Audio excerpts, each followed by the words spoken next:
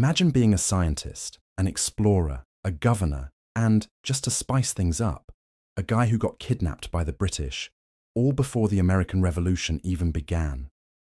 Ladies and gentlemen, meet Antonio de Ulloa, the Spanish polymath who charted the equator, discovered platinum, governed Louisiana, and still had time to annoy everyone from pirates to politicians. Buckle up.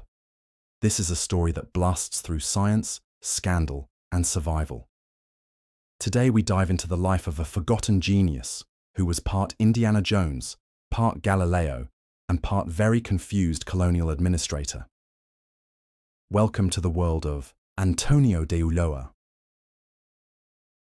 Born in 1716 in Seville, Antonio de Ulloa was a child of the Enlightenment, curious, brilliant, and always looking up, literally. He joined the Spanish Navy as a teenager, but his real interest, science, astronomy, meteorology, natural history, you name it.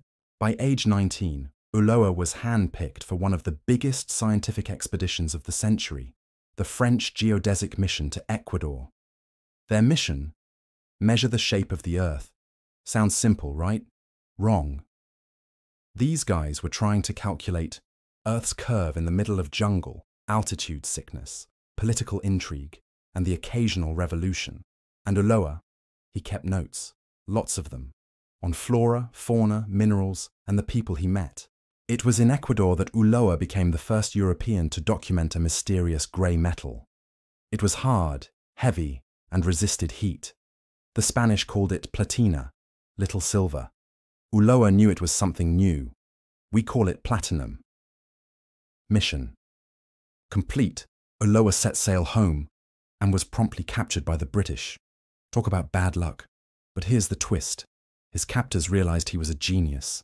Instead of a jail cell, they gave him a lab. In London, Ulloa rubbed elbows with the likes of Isaac Newton's intellectual descendants. He became the first Spanish member of the Royal Society. Even the British, Spain's rivals, had to admit, this guy was brilliant. Fast forward to 1766. Spain had just acquired Louisiana from France. And who did they send to govern this swampy, French-speaking colony? That's right, our Antonio. Now, the French colonists, not thrilled. They didn't want Spanish rule, and they definitely didn't want a nerdy scientist telling them how to run things. Ulloa didn't even make a grand entrance. He stayed on a ship for months. Eventually, the colonists revolted, not with weapons, but with bureaucracy. They declared Ulloa unwelcome and basically kicked him out. The Spanish were not amused. Spain responded by sending real muscle to reclaim the colony. Ulloa was vindicated, but he never returned to Louisiana. Instead, he went back to doing what he loved, science. Despite his bumpy ride as a governor, Ulloa's scientific contributions were monumental. He published Relación Histórica del Viaje a la América Meridional, a massive account of his expedition full of data, maps, and observations that scientists used for generations.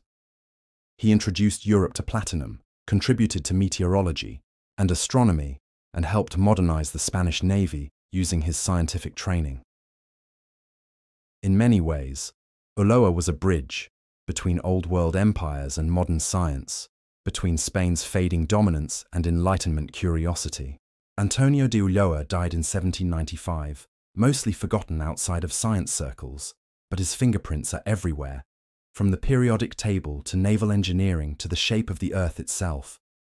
So next time you hear about Newton or Galileo, spare a thought for Ulloa, the explorer, the scientist, the reluctant governor.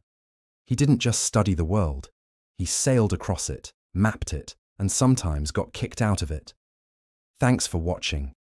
If you enjoyed this wild ride through history and science, give us a like, subscribe, and ring that notification bell. Until next time, stay curious.